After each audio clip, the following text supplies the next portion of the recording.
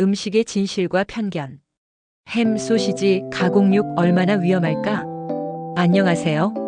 음식은 평생 우리의 건강을 지켜온 가장 가까운 친구이자 때로는 오해의 대상이기도 합니다.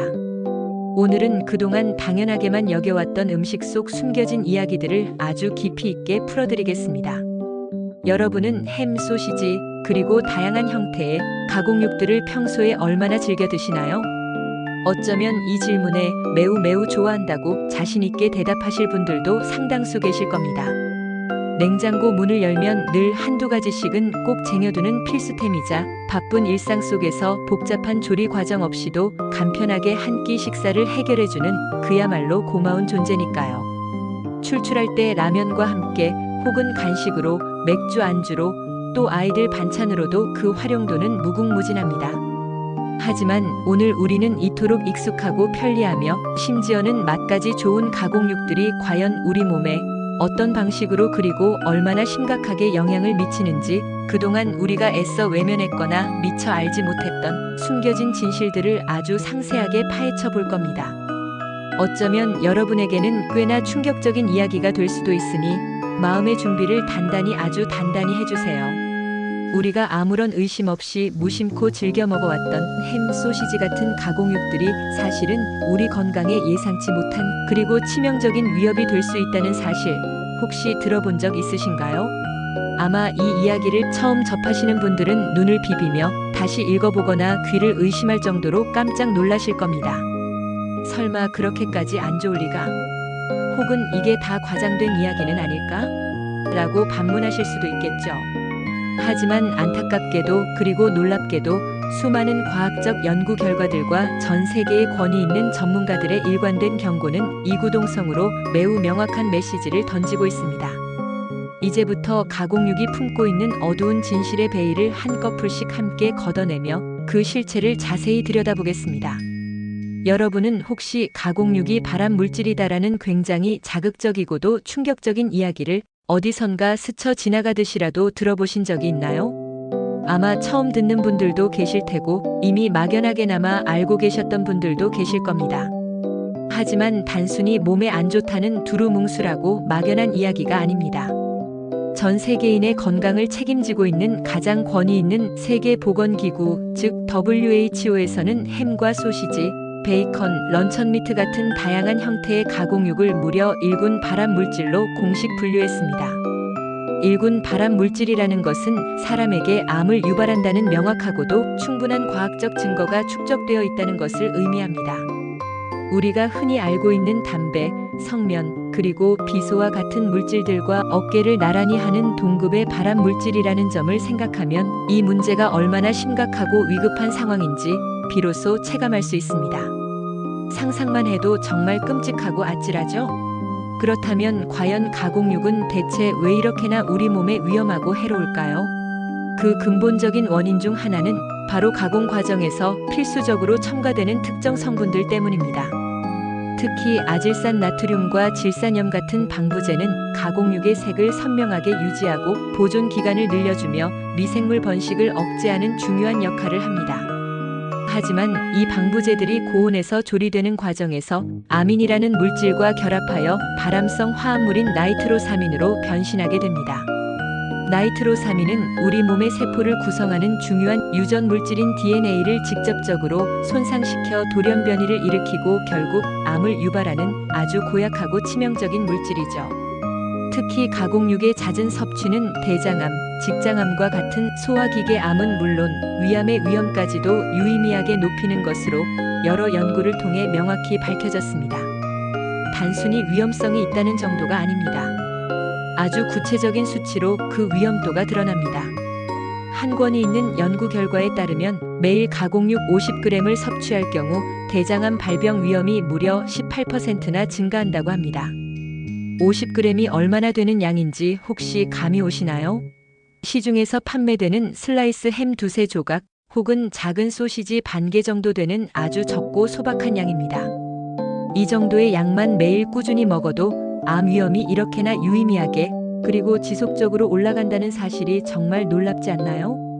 우리는 그동안 너무나 맛있고 편리하게 여겨왔던 소시지나 햄을 즐겨 먹으면서 이런 보이지 않는 위험에 우리도 모르는 사이에 꾸준히 노출되어 왔다는 생각에 소름이 돋을 정도입니다. 단순히 암만 우리의 건강을 위협하는 문제일까요? 아쉽게도 그리고 안타깝게도 그렇지 않습니다. 가공육은 현대인의 주요 만성 질환 중 하나인 제2형 당뇨병의 발병 위험도 상당히 높이는 것으로 알려져 있습니다.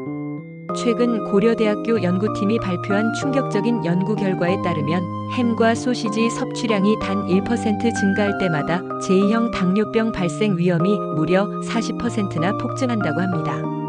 이 연구 결과는 우리가 가공육 섭취에 대해 얼마나 더 큰 경각심을 가져야 하는지 다시 한번 그리고 아주 강력하게 일깨워줍니다. 이러한 현상이 발생하는 주된 원인으로는 가공육에 다량 함유된 높은 지방 함량과 앞서 언급했던 아질산 나트륨과 같은 방부제들이 지목되고 있습니다. 이러한 성분들은 우리 몸의 인슐린 저항성을 증가시켜 혈당 조절 능력을 심각하게 떨어뜨립니다. 인슐린 저항성이란 우리 몸의 세포가 혈당을 낮추는 호르몬인 인슐린에 제대로 반응하지 못하게 되는 상태를 말하는데요. 이것이 장기간 지속되면 결국 혈당 수치가 비정상적으로 높아지고 최종적으로는 제2형 당뇨병으로 발전하게 됩니다. 결국 가공육은 단순히 혈당을 올리는 것을 넘어 우리 몸의 근본적인 혈당 조절 시스템 자체를 교란시키는 주범이 되는 것이죠. 혈관 건강에도 무서운 빨간불이 켜집니다.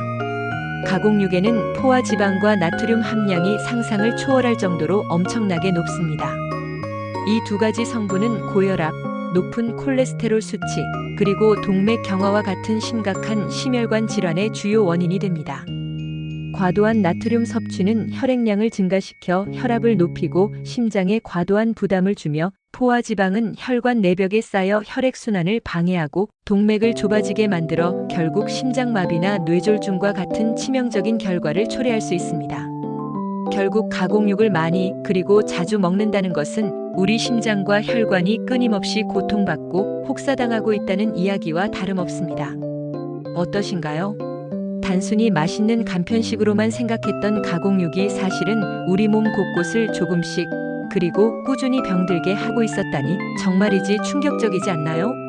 게다가 가공육은 우리 몸의 면역 체계와도 밀접한 관련이 있는 장내 미생물 균형을 깨뜨려 몸속 전반적인 염증 반응을 증가시킬 수도 있습니다.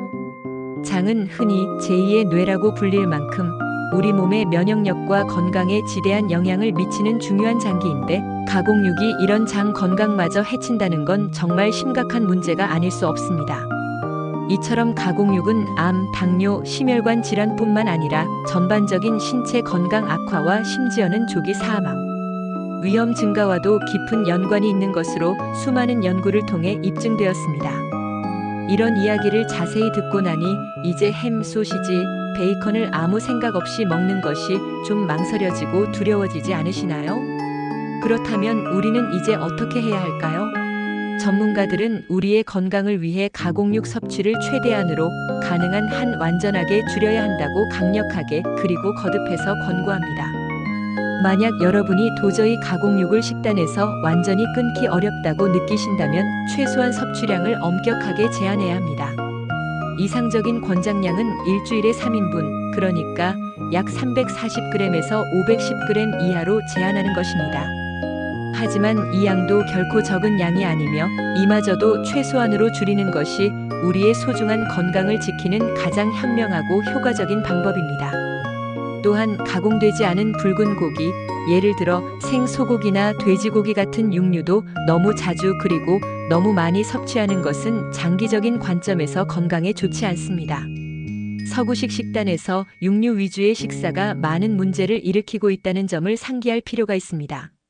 건강한 식습관을 위해서는 무엇보다 식물성 식품, 즉 다양한 종류의 콩류, 렌틸콩, 견과류, 씨앗류, 그리고 풍부한 채소와 과일 같은 것들을 섭취하는 것이 훨씬 중요하고 이롭습니다. 육류 섭취를 현명하게 줄이고 신선한 채소와 과일, 통곡물 위주의 균형 잡힌 식단을 구성하는 것이야말로 우리 몸을 위한 최고의 투자이자 장기적인 건강을 위한 가장 확실한 길입니다. 여기서 한 가지 더 주의해야 할 점은 천연, 또는 유기농이라는 근사한 딱지가 붙은 가공육 제품이라 할지라도 결코 안심해서는 안 된다는 겁니다. 이러한 제품들도 여전히 가공육의 범주에 속하며 건강에 해로운 성분이나 제조 과정의 위험성이 완전히 사라지는 것은 아닙니다. 그러니 무조건 천연이라고 혹은 유기농이라고 광고하는 제품들을 맹신하고 안심하며 많이 드시면 절대 안 됩니다. 결국 어떤 종류의 가공육이든 아무리 좋은 재료로 만들었다고 해도 섭취량을 현명하게 조절하는 것이 건강을 지키는 핵심이라는 것을 잊지 말아야 합니다. 이제 우리는 햄, 소시지 같은 가공육에 대한 어둡고도 불편한 진실을 명확하게 알게 되었습니다. 단순히 편리하고 맛있는 음식이 아니라 우리 건강에 암묵적이고도 깊은 영향을 미치는, 때로는 치명적인 위험을 품고 있는 음식이라는 것을 말입니다. 물론 오늘 당장 모든 가공육을 식단에서 완전히 끊어내는 것이 결코 쉽지는 않을 겁니다. 수십 년간 길들여진 식습관을 바꾸는 것은 분명 어려운 일입니다. 하지만 오늘 이 시간을 통해 여러분이 가공육 섭취에 대한 경각심을 갖고 조금이라도 더 건강한 식습관에 대한 인식을 갖게 되셨기를 진심으로 바랍니다.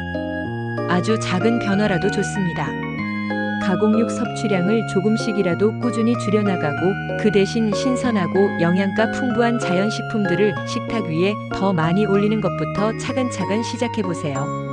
여러분의 건강은 바로 여러분의 현명한 선택과 꾸준한 노력에 달려 있습니다. 오늘 이 시간에도 함께 음식의 진실을 파헤쳐 주시고 귀 기울여 주셔서 진심으로 감사합니다. 다음 시간에는 오늘 못지않게 흥미롭고 유익한 음식 이야기를 들고 다시 찾아뵙겠습니다. 저희 채널이 제공하는 건강 정보를 놓치지 않으시려면 구독과 알림 설정 꼭 잊지 마세요. 다음 편에서는 오늘 다룬 내용과 이어지는 정말 우유는 과연 뼈를 튼튼하게 할까? 에 대해 더 심층적으로 다뤄볼 예정입니다. 다음 영상에서 다시 만나요. 여러분 항상 건강하시고 맛있는 음식을 통해 진정한 행복을 느끼는 하루하루가 되시기를 진심으로 바랍니다. 감사합니다.